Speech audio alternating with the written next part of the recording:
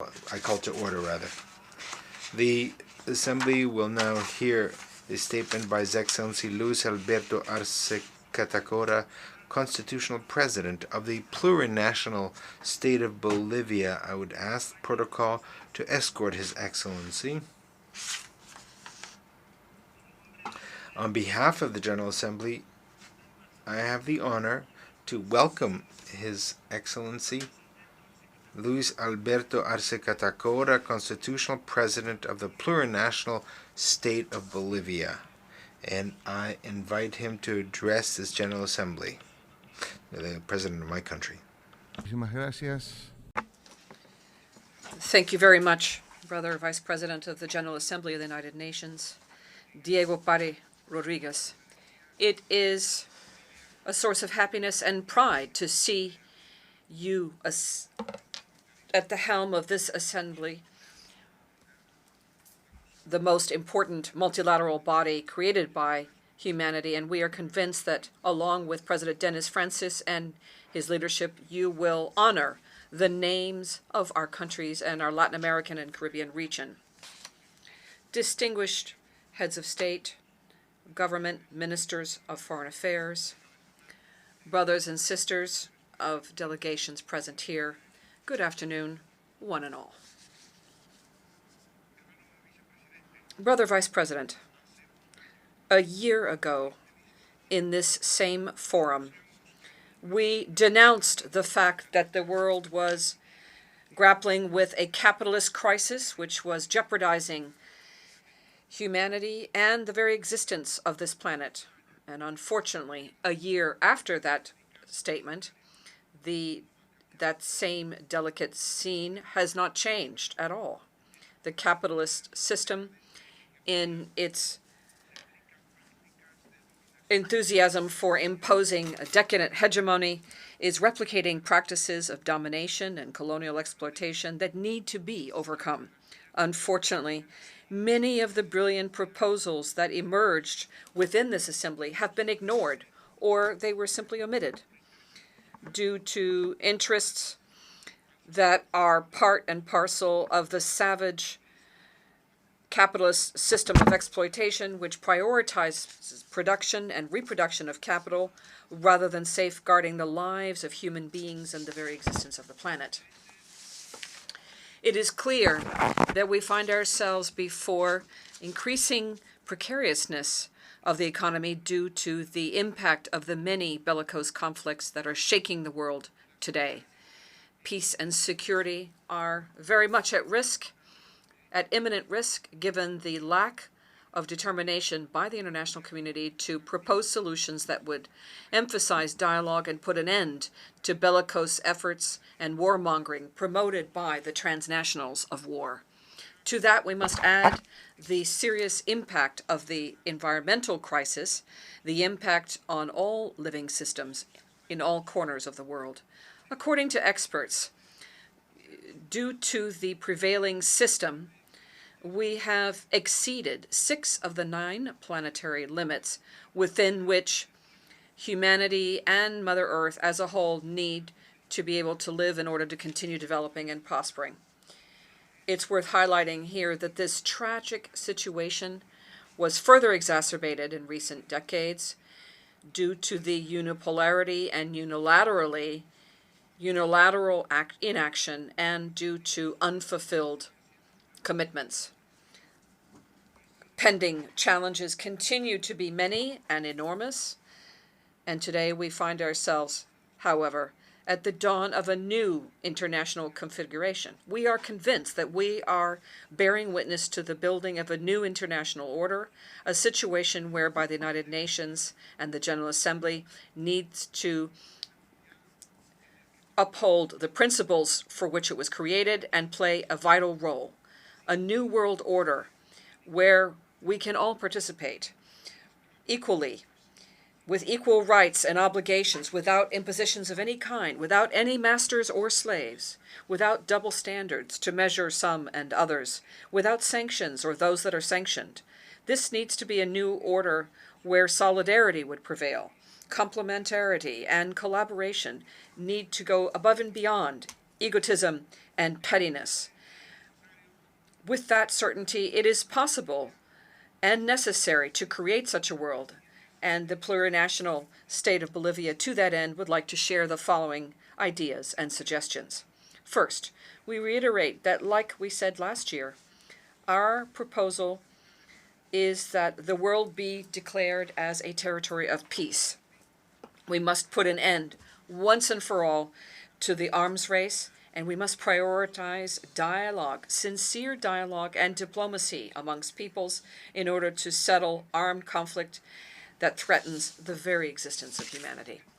It is urgent that our nations unite in a collective effort, bringing together diverse voices, especially those from regions that are far removed from the rhetoric of confrontation, and yet these far removed peoples are those that suffer the repercussions from war in different dimensions. We need to give peace a chance, and in that endeavor, the Organization of the United Nations has a fundamental role to play in order to reduce tension and to make progress in dialogue that would make it possible to consolidate sound diplomatic policies and settlements of disputes which are on the agenda of our organization. And along these ideas, we'd like to reiterate our deep-seated concern due to the escalation of violence of the conflict in Eastern Europe and the threat of several countries to exacerbate the situation through confrontation and the use of weapons of mass destruction, weapons that use impoverished radioactive elements, and non-conventional weapons, which are banned by international law through various international instruments which are binding. We note with great alarm that military expenditures around the world have reached historical numbers. Up to April of 2023, the world invested more than $2.24 trillion in weapons and the industry of war. If those resources were to be invested in peace, in mediation, in dialogue, in the development of peoples, and invested in life rather than investing in destruction and death, we would not find ourselves on the verge of a crisis which further exacerbates inequality around the world and which are contrary to the very objectives set forth in this scenario and further exacerbate poverty around the world. The ways and means of waging war should not be unlimited. An increasing number of countries is seeking to use outer space in order to improve their military capacity with a view to protect their national security, and yet further endangering the peace and security of our planet in doing so. We deeply regret that maintaining peace and security has become a goal which is increasingly challenging. A genuine peace can only be achieved through the effective implementation of the mechanisms set forth in the United Nations Charter and in the complete elimination of all types of weapons. Bolivia will always be committed to defending and strengthening multilateralism and to continue to contribute to disarmament by upholding international law, international humanitarian law, and doing so from a vision based on peace and social justice, the well-being of people, and peaceful coexistence. We reiterate our regional commitment to proclaim Latin America and the Caribbean as a zone of peace based on the promotion and respect of the proposals and principles set forth in the United Nations Charter and in international law. As we expressed in the context of the 7th Summit of Heads of State and Government of the Community of Latin American and Caribbean States, CELAC.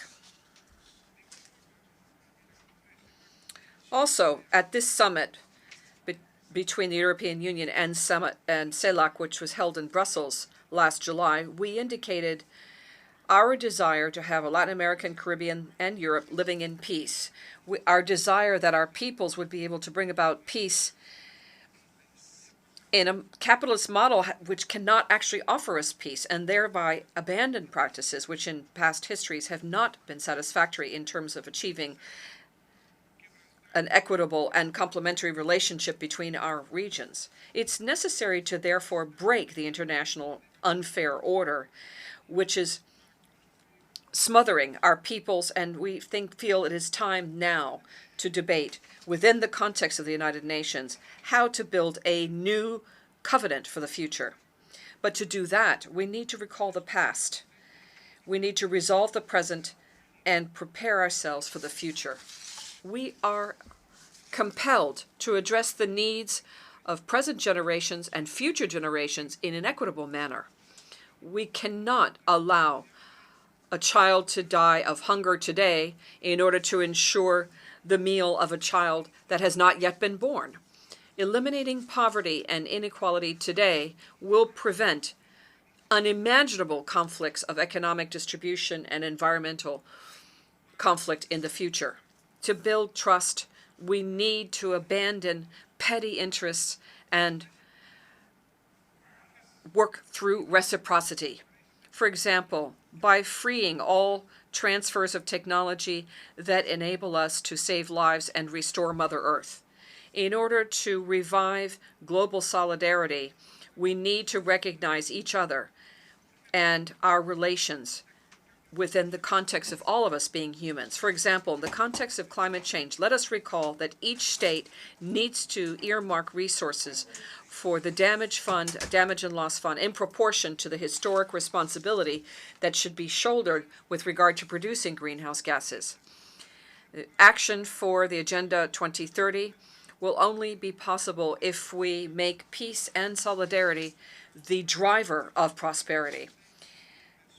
We must be bold and transform war expenditures and those on death into investments for life. And with these resources, we can overcome and meet the goals of sustainable development. This is the only way to make Mother Earth sustainable within a space that functions in a safe way for all humanity. It's the only sustainable, fair, environmental, and socially appropriate way to convert the system into one that is progressive. We must achieve these goals in a fair and equitable manner for all, without any political or financial impositions. Third, it's necessary and urgent to change the capitalist system in a time of neoliberalism, which multiplies and reproduces forms of domination, exploitation, and exclusion for the great majority. Brothers and sisters, the multidimensional crisis of capitalism has been laid bare in the context of post-pandemic world and has been exacerbated by the effects of the military conflict in Eastern Europe. And these are nothing but manifestations of the transition towards a configuration of a world order which is different from the one we currently have. In response to this, and has never happened before, the global South is raising up in a peaceful and constructive manner. They are standing for regional and interregional processes of cooperation and integration. And the clamor has increased to reconfigure the international financial system and transform our understanding of what scientific development should be, that is respectful in turn of Mother Earth, and how to pursue this in an equitable manner while also recognizing the historical responsibilities that need to be shouldered vis-a-vis our nations and in all dimensions.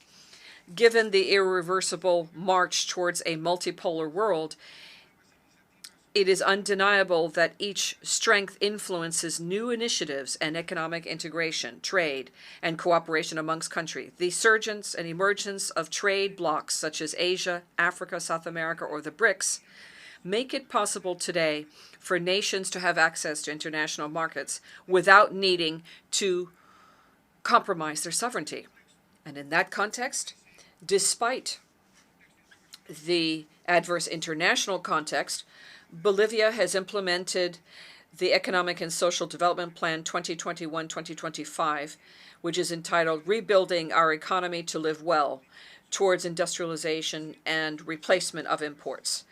And this plan lays the foundation in order to grapple with the global economic crisis and to develop public policy to strengthen our national economy and promote our development capacity.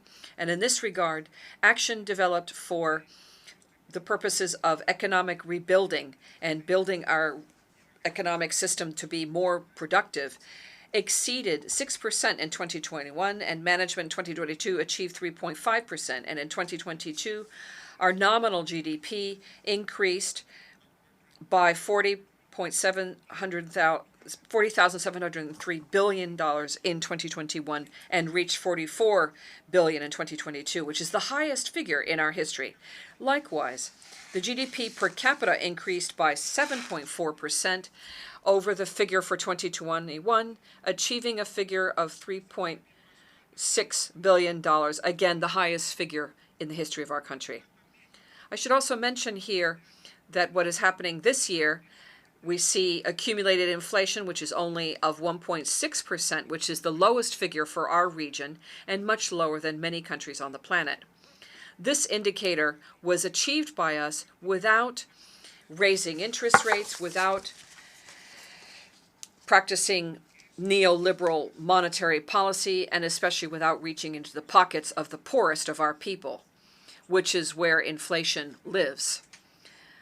The achievements of our country are based mainly on a horizon which is a civilizing horizon based on living well and reivindicating the culture and life of a community, respecting living together in harmony, in balance, and in complementarity with all other human beings, while also being in harmony with Mother Earth and nature. 4. The climate crisis requires concrete action and renewed commitments. Bolivia has suggested, through recognition of the Mother Earth in the General Assembly and through the resolution approved in April of 2009, an effort for the entire international community to become aware of the importance of restoring our natural processes for the very survival of the human being on this planet, and providing for an alternative vision to, which is anti-colonial, an alternative to capitalism and mercantilism. In this understanding, our vision is based on sustainability of development and is deeply rooted in our vision of living well and in harmony with nature. This vision is born of the millennial and ancestral thoughts of our peoples and the indigenous peoples in our nations, which are the very foundation of our plurinationality. With regard to increasing needs and mitigation of adaptation to the climate crisis and the losses and growing damage, it's important that all countries assume their responsibilities. And in this context, the developed nations must assume their share of responsibility due to the climate debt and compensation for historical reparation to developing countries. The first step is to fulfill their promises and meet the pledges with regard to financial provision, transfer of technology, and capacity building. In this problematic world, one common denominator is the issue of fragmenting countries for the most poor, and the scarcity of water is only increasing with the evaporation of fresh water. We urge this assembly to provide action and address this problem, a problem which is affecting the poorest of the 5 continents and which is beginning to affect all sectors of society. Bolivia would highlight here that this year, by consensus, the conservation and sustainable use of marine biodiversity of areas beyond national jurisdiction, the BBNJ, was adopted by consensus because it is a significant step towards protecting our oceans and the sustainability and use of our resources, benefiting the developed nations especially those that are landlocked. This treaty will establish rules and regulations to prevent the sustainable exploitation of resources, will protect the interests of landlocked countries, and will prevent the exhaustion of marine resources. The BBNJ Treaty is a historic opportunity to mark the difference in protecting our oceans because they are a common good of all humanity. And in this context, we highlight the special mention for the indigenous peoples and landlocked countries. Together, we can ensure that the oceans will continue to be sources of life and prosperity for present generation and future generations in an equitable manner. 5, we must continue promoting a broader view of human rights and democracy. Despite the progress achieved, the world continues to be an unequal world. And while it's true that peoples shape their own destiny, it is also true that for our peoples to live well, this has been undermined for centuries due to legal, economic, and ideological colonialism. You know better than anyone that it has not been possible to exercise the right to development due to history. The systematic transfer of wealth from the south to the north has put us at a disadvantage up until today. We have had to navigate the waters of a crisis imposed only on the south, which is not the same than to talk about economic, social, and cultural rights as to talk about health, education, food, access to knowledge, and technology in a continent where, in another, in the south and in the north, it's not the same. In this context, it's not possible to plan without also addressing the historical responsibilities. Without assuming those responsibilities, we cannot fulfill our potential as peoples and make possible our right to development. In the plurinational state of Bolivia, we have understood that democracy is not possible without development. And development cannot have better indicators than the exercise of collective rights, rights that are promoted, protected, and guaranteed by the state, but rights also that go hand in hand with a high level of democratic participation of social collectives. In Bolivia, we have understood that economic stability also requires substantive change in food sovereignty, access to intercultural and multilingual education, in sexual and reproductive health for Bolivian women. From our experience, I would like to highlight that the active participation of indigenous peoples in the affairs of state has made our recent achievements possible, and that is why I call on this assembly to continue making progress towards strengthening the rights and participation of indigenous peoples. Another topic of great interest to my country are the rights of women. It is estimated that in the world 736 million women, that is 1 out of 3 women around the world, have been victims of physical violence or sexual violence. Violence suffered by women needs to stop being a solitary and private experience, and it needs to be recognized as a public issue on which we need to take urgent action. Maternal mortality is another great issue we must grapple with, since every day 800 women die due to pregnancy-related complications. Sustainable development will not be possible if we do not provide women with an opportunity to live without fear of violence and to exercise their reproductive and sexual rights with access to universal health care. 6, unearthing or stopping the international system of implementing sanctions and unilateral coercive action. We need to uproot this. Brother Vice President, another topic that I could not but mention on this opportunity is that relates to unilateral coercive measures and sanctions that are imposed on brother peoples, undermining their ability to develop the most basic human rights. These measures are a reflection of a dysfunctional system which is far removed from international law and multilateral.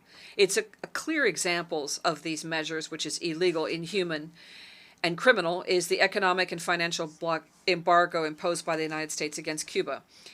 The restrictions imposed make it difficult to have access to food, medicine, and other basic goods, creating human suffering which impacts their economy and development. We call for the compliance with the many resolutions adopted by this General Assembly and to build a world that's fair and more solidarity, where all countries can prosper without regard to their political differences. We also reject and condemn the inclusion of Cuba as a promoter of terrorism on the unilateral lists of the United States, using this argument to impose greater restrictive measures against the Cuban people. These measures run counter to the United Nations Charter and the mandate of the Security Council, and that is why they are not supported by, nor are they valid in light of international law, but still, they very much affect the right to development of the Cuban people. 7, we must stop as soon as possible the trampling of the Palestinian people. With regard to the Israeli occupation of Palestine. We cannot continue allowing the suffering of the Palestinian people. Reiterate our support to world and regional initiatives, international law, and the United Nations resolutions that seek to guarantee a solution whereby the Palestinian people can exercise its right to self-determination and build its own state, which is free, independent, and sovereign, within the borders, pre-1967 borders, and with East Jerusalem as its capital. Finally, brothers and sisters, the current crisis urgently requires a United Nations organization that stands strong, that upholds the principles that created it, that is committed to peace, and that maintains its intergovernmental nature without, however, subordination to any hegemonic power, be it economic, political, or military. Because the solutions to the many challenges facing humanity will only become a reality with sincere commitment and the political determination of all countries and their actors, and prioritizing the common interests of humankind and of especially the most vulnerable people and sectors of humanity. Thank you. A nombre de la Asamblea, On behalf of the Assembly, I thank the Constitutional President of the Plurinational State of Bolivia for the statement that he's made. I would ask protocol to escort His Excellency.